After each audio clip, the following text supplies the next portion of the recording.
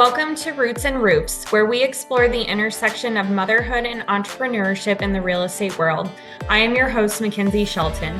Join us as we dive into the unique journey of balancing family life with owning a thriving real estate business. Each episode, we will uncover inspiring stories, practical tips, mindset conversations, and expert insights from others who are carving their paths in the real estate industry. Whether you are a seasoned realtor, a prospective buyer, or simply curious about the dynamics of managing both home and career, Roots and Roofs is your go-to podcast for heartfelt discussions and invaluable advice. Tune in and discover how these incredible women are building deep roots from the ground up while nurturing their families under the same roof. Hi, everyone. Welcome back to Roots and Roofs. Today, we are going to talk about how to have a baby, be a mom, and also keep a thriving business running. Being a mom and a real estate agent is no small feat. Both roles are very demanding and require a high level of commitment, organization, and multitasking. Juggling open houses with soccer practice and client meetings with bedtime routines can be very challenging. However, with the right strategies, you can thrive in both areas and find a balance that works for you and your family. So I'm going to just share some tips that work for myself and my family as far as what we kind of did when we had newborns, and I was also trying to run a successful real estate business. So here's kind of just a couple tips and tricks that worked for me. So I would say the first thing is creating a structured schedule. A well-organized schedule is crucial for managing both your professional and personal responsibilities.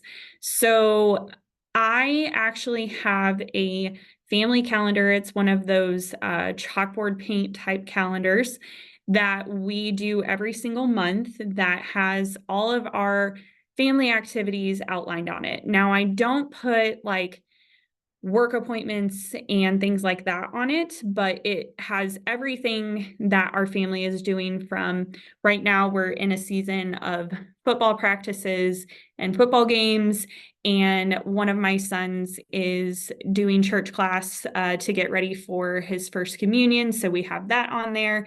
And then any kind of other odds and ends appointments are also listed as things that we kind of have to do throughout the month.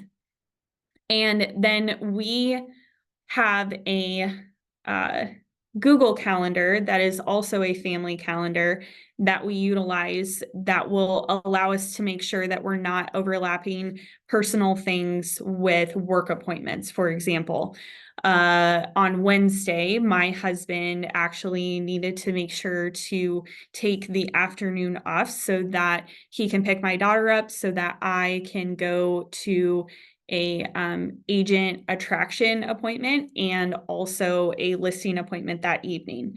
So we do try to balance our schedules pretty well with those two things in mind. One of the other things that has really, really made a difference in my life is meal planning and meal prepping for the week ahead. So what this looks like for me, at least right now, is planning out what we are going to be eating every single night of the week, even if that means that I'm throwing in a night where I'm saying we're going out to eat. We don't have a plan for that night, okay? And what that then allows me to do is go grocery shopping for the things that we actually need for the week. So for example, for this week, we actually ended up with quite a few leftovers from Labor Day weekend. And so tonight we are eating leftovers. Tomorrow we'll probably eat a meal that I can use some of those leftovers in. Like we had leftover potato salad and baked beans and like chips and things like that. So I'll probably make a meal that is perfect for the grill so that we can kind of just add those things back in and actually eat up what we have left in our fridge. I literally hate throwing away leftovers. I just feel like it's so wasteful. And most of the food that we have for leftovers, if we really don't finish it, like we can give it to our chickens. So it's not entirely just going into a landfill at some point. But I really, really feel very wasteful when we don't try to use up a lot of the leftovers that we have available to us. So those are just a couple things that I actually started doing before I had my daughter. But when I had my daughter in 2021, those things were so important to help us stay organized and structured and kind of keep a clear task and time management thing kind of going with our family. One of the other things that I think is super important as a new mom, or even if you're adding members to your family, maybe you're not a brand new mom, but you're adding members to your family, is establishing clear boundaries with work and family time. So I did an episode previously where my team member Courtney and I talked about how it is super easy in real estate to end up just being on 24/7. And our industry, unfortunately, we don't really have set schedules because most of the time our clients are needing to look at houses on nights and weekends because they have a typical work schedule of 8 to 5. But the thing with real estate agents is when other people have a regular work schedule, what we're doing is we're talking to those people, we're following up with title companies and lenders and plumbers and all of those other things that we have to do during the day. So then we get done with all of that during the day. And then at night, we're actually meeting with our clients, showing properties or going on a listing appointments. And then the same thing with the weekends, right? So it can feel like you are working 24/7. And if you don't establish some clear boundaries pretty early on, especially having a new baby in the home, you are going to feel burnout pretty quickly. Communicating these boundaries with your clients and family members is super important, and learning to say no to non-essential tasks can help you maintain balance and avoid that burnout. So, what this has looked like for me personally, and I've talked about this actually in a previous podcast, is I now take off on Fridays and Sundays. Now, that doesn't mean that if a client needs something on those days that I can't be flexible if, maybe another day in the week I really didn't have to work. Just for example, this last weekend, I actually didn't have any appointments and got to enjoy a full 3 days of basically time off. So, if by chance this coming Friday, I have a client that wants to look at a home, I may not choose to have my showing assistant help them. I may go show them instead because I did get the ability to have that time off those last few days. And so I do feel refreshed and rejuvenated, and I'm not going to end up with that kind of burnout feeling, I guess. Uh, the other thing is knowing kind of when to say no. So it is very easy as a mom and as a self-employed person to have people come to you with a lot of things that they also want to put on your plate. And I used to not be very good at this. I always wanted to say yes because, to be honest, a lot of those things were things that I wanted to do or that I thought would be enjoyable. But the time commitment was something that I wasn't really kind of paying attention to. And that is the most important thing to avoid the burnout. It really isn't the activity itself. It might be a group that you were invited to join and you're like, oh my gosh, that's totally something that I would love to be a part of. But the time commitment might be something that when you give up your time, you are saying no to something else. So that might be something that is super enjoyable for you, but maybe just the timing isn't right with a newborn or a growing family. One of the other things that I think is super helpful as far as, I guess, tips on how to not just lose your mind is leveraging technology. Technology can be a powerful ally in managing our dual roles. So, my example of using my Google Calendar earlier to kind of manage both my personal and professional life that I have kind of going on. And then using just very simple things like social media scheduling, and not having to like constantly be on your phone posting things. You can actually post them for later times throughout the day. Maybe it is something super simple like using a CRM software or email blasts that can go out to your clients. That doesn't mean that you're necessarily having to call every single person. Utilize technology in the way that it is kind of best designed to help you keep your time where it's most valuable to you. And also, if you have an assistant, these would be great things for your assistant to kind of help you with. And then I would say probably one of like kind of the fourth and maybe fifth thing kind of combined together is ask people for help when you need help. And that part of asking people for help is practicing self-care. Okay. So don't be afraid to delegate tasks both at work and at home. In your real estate business, if you are growing to the point where you kind of are looking in the mirror and going, I don't know how I can manage this pace the way that I am right now, you might want to consider hiring an assistant or partnering with another agent to help you with administrative tasks or client responsibilities. Or maybe it's even having a showing assistant that you're hiring to help you actually go out and show all of the homes to your clients, but you're still retaining that client yourself.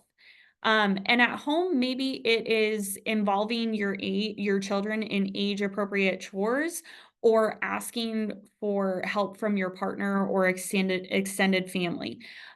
I know every time I've had a baby, there have been and I'm saying this as a woman who loves to cook. I know that there are some women who don't, but I love to cook dinner for my family every night. It is something that I really enjoy and something that I don't see as like a chore necessarily. And but there are several weeks after I've had my babies that I have had to say like, "Hey, I can't cook dinner every night because that's usually the time that baby starts to get very fussy, or I need to be nursing baby at that time, or whatever it is."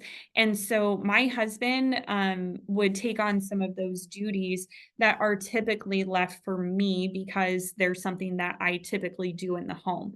So if yours is doing laundry, like just even if it's just for a short period of time, saying, hey, I know that this responsibility usually falls on me, but while we have this new baby in our house, I need you to take this on.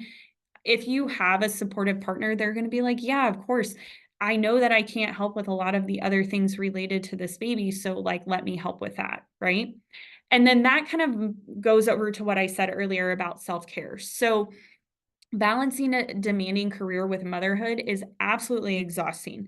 It is absolutely essential to take care of yourself to avoid burnout. Incorporate self care practices into your routine, such as regular exercise, eating healthy, and trying your best to get some sufficient sleep. And scheduling me time can look very hard when you have a brand new baby in the home and you're trying to run a business. But me time can look just like going for a walk by yourself, or even going for a walk with baby while baby is sleeping in the carrier, right? Or maybe it just looks like, you want to know what, once a month, I'm going to go get a pedicure by myself, and my husband is in charge of all of the other little people in our house. Okay. That was always a big thing for me. I would just take an hour to 2 hours to go get a pedicure and maybe go get a coffee by myself, read a book for a little bit. Like, those are the things that just getting a few uninterrupted hours and some quiet time to think by myself were really great. And I cherished those a lot when we had really little children. I shouldn't even say that. I still have a 3-year-old, so I have little kids at home, but it just doesn't feel like I'm in that moment anymore of little kids and infants at the same time. And then I would also say probably one of the other super important things is being flexible and adaptable. So, despite your best efforts, things may not always go as planned, especially with a newborn. Being flexible and adaptable will help you navigate unexpected challenges. If a work commitment overlaps with a family event, find creative solutions to adjust your schedule. Similarly, if a family situation arises during work hours, be prepared to shift your focus temporarily. Flexibility allows you to handle unforeseen circumstances without becoming super overwhelmed. And I would say lastly, like, celebrate your successes that you have in this super difficult time in life. I have now done this twice. I have had babies while trying to run a real estate business, and it is so hard, you guys. I am not here to minimize how difficult it really is.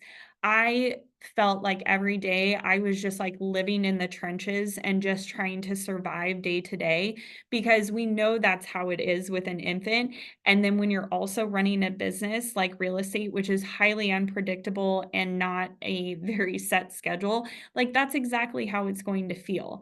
So take time to acknowledge and celebrate your achievements, both big and small. Whether it's just simply closing a deal or managing a family event, or simply just maintaining a little bit of balance between the two. Maybe 5 nights out of the week, you manage to cook dinner for your family, even though you wanted to make it all 7. Like, celebrate those successes, and it helps reinforce a positive mindset and reminds you of the progress that you're making in both your professional and personal life. Balancing the roles of mom and real estate agent is a continuous journey of managing priorities and finding harmony between work and family. By staying organized and setting some boundaries and getting the help that you need when you need it, you can navigate the demands of both roles and enjoy a fulfilling and successful life. Remember, it's about progress, not perfection. I tell my agents this all the time. Like, if we're just getting 1% better every single day, we're doing the best that we can. Just embrace the journey and celebrate the balance that you create along the way, and just enjoy the process while it's happening, because soon enough, those babies won't be babies anymore and you'll have gotten your groove back. I'll tell you what, my daughter turns 3 here in a couple weeks, and I was literally just telling an agent that I finally feel like I'm out of the trenches and am able to prioritize myself and get a little more organized all over again. So don't beat yourself up when you're 6 months postpartum and that's just not happening yet. It's okay to give yourself grace and give yourself time. Just maybe reference back to this podcast on those really tough days so that you can maybe help set your mindset right and then get some priorities. All right. Have a great rest of your day, guys. Thanks so much for listening. Thank you so much for listening to Roots and Roofs podcast today. If you loved today's episode, please let me know. I love hearing from you on Instagram and Facebook, so feel free to send me a DM or tag me in your stories so I can share it too. If you're looking for more information about today's topic, please visit my website, mahoganyacres.com, and all of the information that is listed in the show notes below. Until next time.